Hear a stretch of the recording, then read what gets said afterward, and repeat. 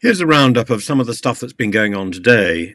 Charles and Camilla have been in RADA, which is spectacular, celebrating the arts, celebrating theatre, celebrating the the art of learning, the craft of performance, because it's a job, like delivering milk. It's a job, and it's a job to entertain, and that's hard work, and it requires patience and skill, as well as just the sheer drudgery of turning up for work.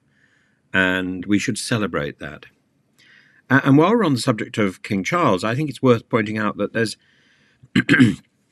been a revival of the Nostradamus predictions, which have just been a sort of flurry of rubbish. And a lot of these predictions are based on translations and interpretations already done by a fellow who died in 2017, I think. And if you look particularly at the quatrain which is being quoted, you'll notice no matter how much you search, you can't find that quatrain because it doesn't really exist. And the original Latin-Cod Latin, which is how Nostradamus wrote, is so vague it can mean almost anything. Indeed, if you want to find a quatrain which refers to a king with a short reign who is then replaced by somebody who didn't expect to be king, that might just as well refer to Edward VIII and his brother, the late grandfather of King Charles. It doesn't necessarily refer to King Charles, and there is nothing in the quatrains that I can find predicting or describing the death of Her late Majesty Queen Elizabeth II, or indeed her age. This is simply fantasy, this is fake news, this is rubbish.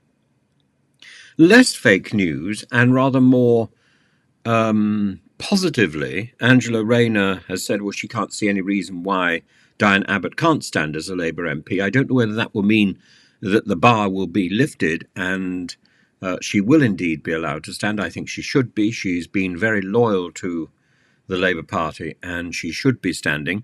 And Angela Rayner herself, again, there's a certain amount of waving of hands in a sort of florid magician's way, with the police saying that there's no crime that's been committed with respect to her houses or indeed her position as a candidate and her registration in the with the local area as a for the election. But they have passed their findings onto HMRC. So what does that really mean?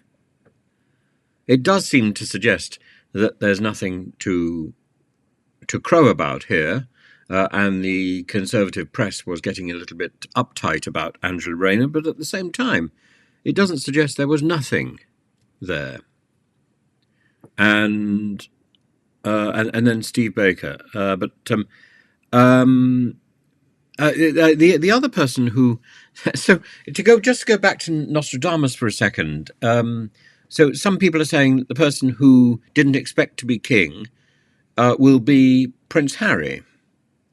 But even if you get rid of the idea of the late Queen's father, it could as easily be this man in Australia, Simon Durante Day, who claims to be the love child of King Charles and Camilla.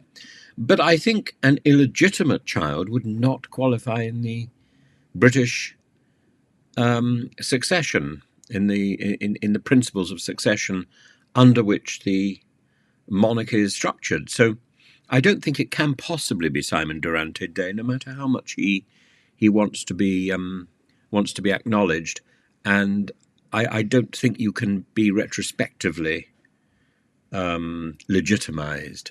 So, and at the moment, he's not even acknowledged. So there we are.